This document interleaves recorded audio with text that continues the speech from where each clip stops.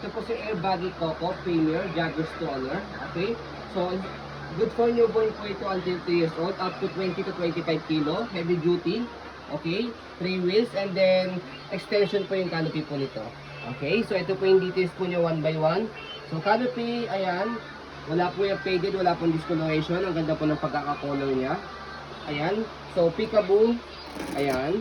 Pwede nyo pong buhol dito. Okay. So, ayan. And then, extension canopy.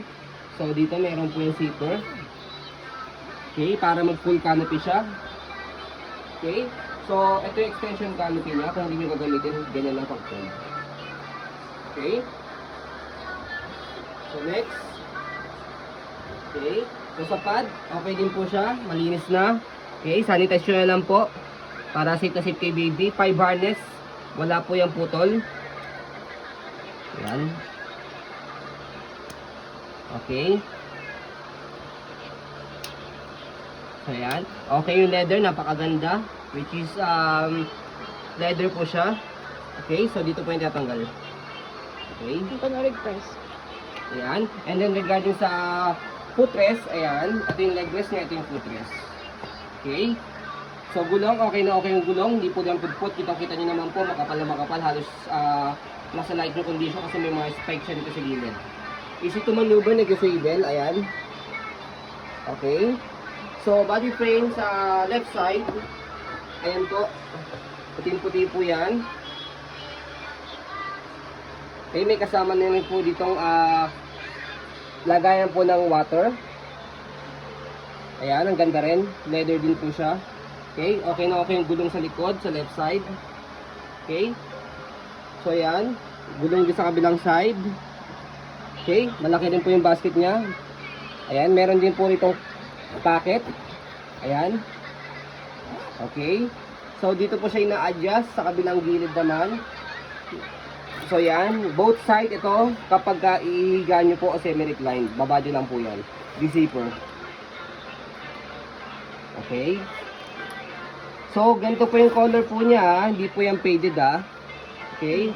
Paalala lang po namin. So, stopper niya by the way, and stand niya ito. Baba nyo lang po yan.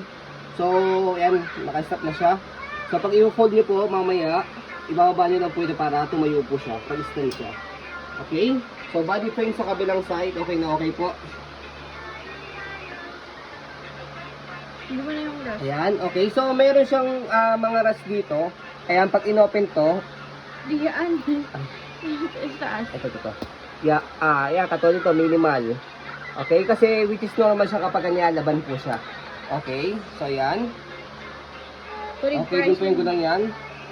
Kaya, we selling low from the original price po dito na nasa 30,000 po. 35. 35,000. Okay, pero kung wala po yung rust dito, mas mahal po namin yung ibibenta. Okay, pero can affect naman po sa baby kasi sa loob po yan ng butones. Okay, so handle sa harapan, okay din, leather. Kakaganda. Okay, so ang maganda pa rito, may stopper siya dito sa harapan. Okay, so yan.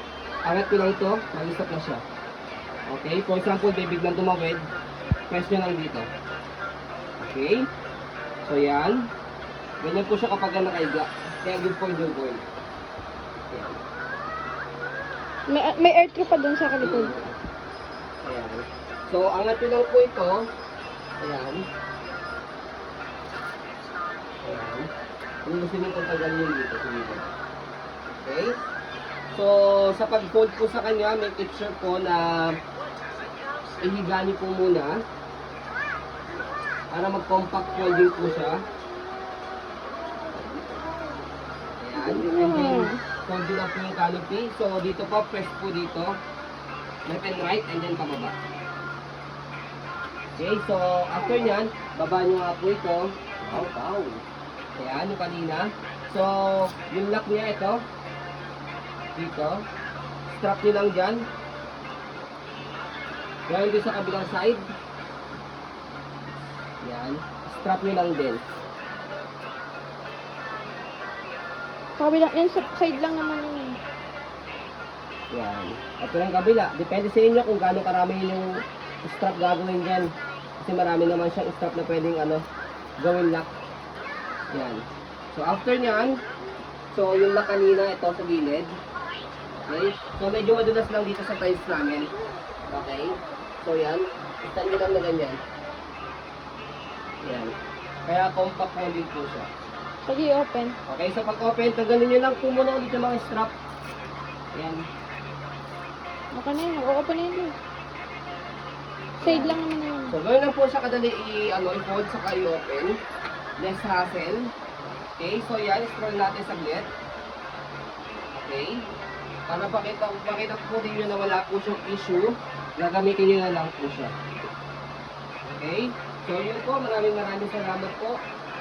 Yung video po natin, yung details po natin, kung ano po yung nakita po ninyo, yun po yung pinaka-complete ang detalye po niya. Okay, so maraming salamat po. Have a nice day and God bless po.